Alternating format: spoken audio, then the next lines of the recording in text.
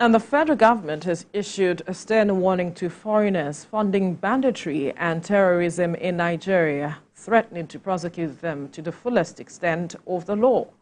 The government has identified and is monitoring foreign individuals and organizations funneling money to criminal groups, fueling violence and instability in the country. The Attorney General of the Federation and Minister of Justice, Abubakar Malami, emphasized that the government will not tolerate any form of support for criminal activities, including banditry and terrorism. Mr. Malami stated that the government is collaborating with international partners to track and disrupt the flow of funds to these criminal groups and will prosecute anyone found complicit in funding these activities. The government's move is part of its effort to tackle the growing menace of banditry and terrorism in Nigeria, and also to hold accountable those who support and enable these criminal activities. Joining us in the studio is a security consultant and former member of the Presidential Committee on Small Arms, Light Weapons, Darlington Umoru. All right, I saw you shaking your head earlier, but I know it's something we've always talked about, so we'll address that. My apologies, we'll address that. But anyway, let's come back to the issues.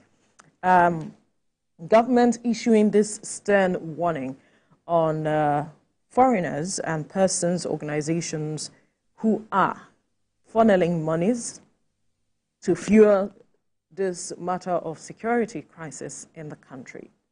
Is that enough in itself to issue a stern warning? Have we put measures in place to really address these matters at the root, and not just that we are just speaking as against taking the necessary action?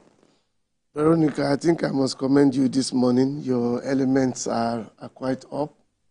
I saw the interview before now, and your questions are quite up. You have answered the question for me. Really? Yes. Unfortunately, I'm not a security expert. Because you've used some very strong words.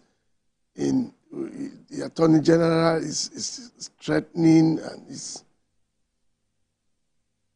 What has the government really put in place to suggest that it's not mere backing that we've had? We've had situations in the past where the United Arab Emirates helped this country somewhat trace monies that were moved to terrorists from the UAE to Nigeria. Persons who were involved in at the other end of the United Arab Emirates were arrested, prosecuted, and jailed. Information got to this country, not under this administration, specifically to note. Yes. And then noise were made. Threats were issued. Up until this moment, why those at the end of the United Arab Emirates are serving jail term upward of 21 years, 15 years, and 10 years. What happened to the recipients who received the money in Nigeria and passed them on to terrorists? These were established by courts at the UAE. So what did you do as a government in Nigeria? This was made known, made public by the UAE government. What happened to the recipients? Well, we who got the money here and passed them on to the terrorists? They should also have been languishing in jail by now.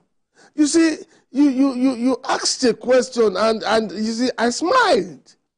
The question was, what has government put in place to checkmate all of this? That's one situation. At a point in time, your gallant soldiers invaded Sambisa, at least by color. Saw people in a white man who was arrested in the midst of the terrorists, not kidnapped. He was working with them. Where is that man today? That's a big question. If you look at the papers, forgive me for, cutting your line of thoughts, you see that the government or court is freezing bank accounts of certain individuals and organizations, and as a result of linking them to the protests that we have seen in Nigeria. And, some Nigerians have been reacting to that. Is that also a step, perhaps, in the direction of addressing this matter? Who were those whose accounts were frozen? Are they foreigners? We are not talking about those who sponsored protests. The effect of the protest, how much are you feeling it after the 4th day thing out of 10? Because we recall that some persons were seen flying flags and investigations were said to be going on. We're talking about terrorists and bandits that are causing and creating havocs in this country. We've had situations where we were told that some Bureau de Change owners... Operators, yes. Where are their names?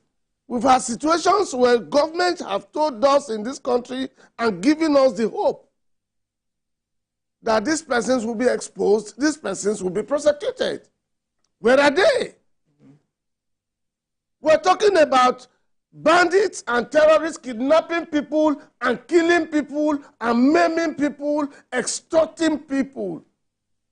We're talking about terrorists who are killing people at a time in this country. In every 24 hours, you'll be counting the number of dead bodies. We're talking of terrorists who are well-equipped. We're talking about bandits who are well-equipped. Is it so difficult to, nip this, trace these persons and, follow through? I wish you had brought a government official.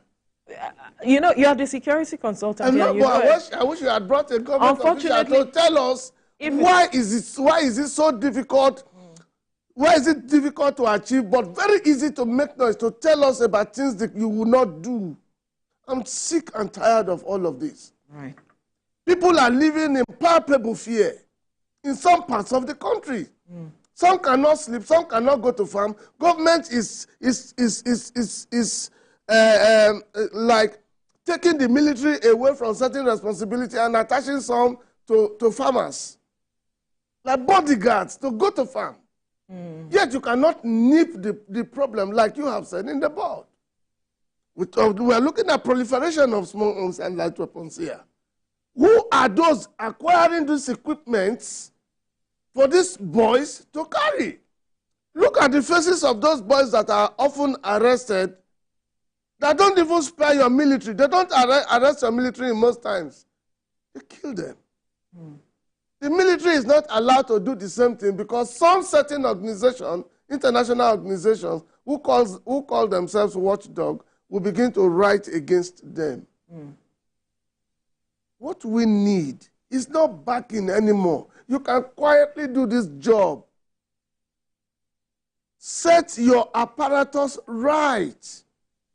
Set your apparatus right and get to these people. Who are these people larger? You're talking about foreigners. Right. They're not even talking about Nigerians, if any. Because the foreigners can't do this without them. Come on. Those are in UAE, were they able to do it alone? Why didn't they travel with the cashier and hand them over to your people? Sorry, not your people now, to the terrorists. All right. So what are we talking about? So what you have said really, leads us back to a claim by a particular state governor who said the major issue is really a lack of political will on the part of probably the government. It's not really about the security agencies, because if there is no political will, whatever the security agents are doing will be destroyed. So in terms of political posture, political will, how would this really help the situation? The body language of the government, because so many persons will look at this story today and feel it's just one of those things. Definitely. That is the only thing that comes to mind. Even to me, it's one of those things, and it's just one of the ways of talking just to tell perhaps the president that some of them are working. Aren't they? Oh, really? I'm asking. Show me the results. Let's see the result. We have had situations in this country where government has told you that they know those behind all of this. We've had situations in this country where government has told you that they were going to publish names.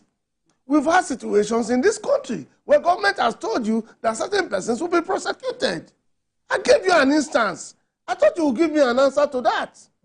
What happened to the recipient of monies that came from UAE? That's a big question. No, but I don't get it. I don't understand it. We are tired and sick of listening to people telling us what they will not do. And if you keep repeating yourself year in, year out, then the people won't take you serious anymore. Government is a continuum. So what have we achieved through government in this aspect? I gave you instances. Now, I talked about, let's look at the foreign angle. I talked about two. I'm not giving you a bogus or generalized kind of thing. Let us have the record of those recipients who got money that came from UAE, who are in jail now, who have been prosecuted, that are in jail. The Bureau de Change people, how many of them are in jail now that you have identified? The DSS has identified some persons. Okay. As much as... You said okay? No, I just want, because of our time, I want us to perhaps give a sense of direction to those who are watching in terms of how this can be addressed. Because we can go on and on with regards to what government hasn't done, but what can it do? What can we suggest perhaps to those who are responsible of issues like this to take steps they can take to addressing these matters? Are we looking at... Sorry? Bite. In what ways? Are we also looking at diplomacy, using diplomacy here? Where we don't need diplomacy. What diplomacy do you need? People are dying and falling every day. You say diplomacy. In terms of relating with countries, they know. Are the people, have you identified that those people are outside? They know. They know they are foreigners. They know they are foreigners. They know they come from a particular country. Should we engage the country? That's the question I'm asking. Should we engage the country? Yes, we want to You have bilateral relationship with some of these countries. Some of these persons you call foreigners are even Nigerians. If you have identified them, what of the ones you have identified here? Start from home. Charity begins at home. What have you done with those you have identified in your country? What have you done with them? Are they too powerful? Can an individual be bigger than a country? That's the question. Can an individual be creating havoc in a country and will be bigger? Donald Trump was a former president and was taken to court. Of course. To answer to questions about things that he did. I don't understand it. I'm tired. We cannot keep hitting on the same thing, giving government ideas about how to go about some of these things, and government officials will be giving Mr. President an idea of what they are not doing. So, quickly, because of our time. It's all right. You said we have 2 minutes now. You said the government should bite. In what ways? How? Action. Do it. Don't tell us. If you want to go after foreigners or Nigerians, you already have identified. You have the information. You have the information that they are actually sponsoring terrorists. Go make arrest. If they are outside the country, you know what to do. It's a government we are talking about here. The Nigerian government. Not Chief Darlington, not Veronica, not Olamide. We're talking about government that has the instrument to go, and they know how to go about it. Don't tell us. Tell us that these persons were arrested, these persons have been brought to face the former vice president. Thought he had issues with the current president, right? He went to US. Did he not? And the matter went where? The matter was looked into by the judiciary. So that is an individual, for goodness sake. And so what are we talking about? They should stop giving Mr. President the false impression that they are working. Work and give the notes to Mr. President to see what you have done. And don't come to the public, to the media, to pass on information about what you have not been doing or what you cannot even do. Attorney General telling us they will do this. It's his own area, not about prosecution. Well, perhaps that's what he's trying to say. That what? He will prosecute. That he will prosecute. Did he add that he has been prosecuting? Well, that's details. It's not part of I have nothing against him, but I am sick and tired of governors and government officials going to the media, using the media to propagate what they cannot do, only to want to earn a credit or profit from trying to tell us what they are not really doing. I take that as your interpretation of his statement. My interpretation, yes. All right. Not yours. Absolutely. I said it. I know. I just want to establish that. No, you don't need to establish it. I am saying it. You are not the one saying it. I get your point. Yes, take me up on that and then give me proofs. I want Nigerians want to see proofs of what you are doing. That is the action I'm talking about here, please. People are dying on a daily basis. Right. People are dying. Part of the hunger we're suffering about that is being arrogated to this government is as a result of what the bandits and terrorists are doing. Absolutely. And then you cannot arrest all of that. You're sending soldiers to protect farmers, to lead farmers to farm, and then to take them home. And then when they leave the farmland, the terrorists will invade it, go and harvest the whole thing. Do they sleep there? I beg. Right, so many things to say, but so far you have made your points clear. Darlington Umoru, security consultant, thank you so much for your time. I'm former consultant too. Right, I know. Thank you so much. You know. Right, for your time. For my time. Thank you so much. And thank you too. Right. For getting me worked up. My apologies, but it has to be addressed. Thank you again. Still ahead on TVC Breakfast. New era for Nigeria's judiciary. Justice Kekere tasked with implementing sweeping reforms to tackle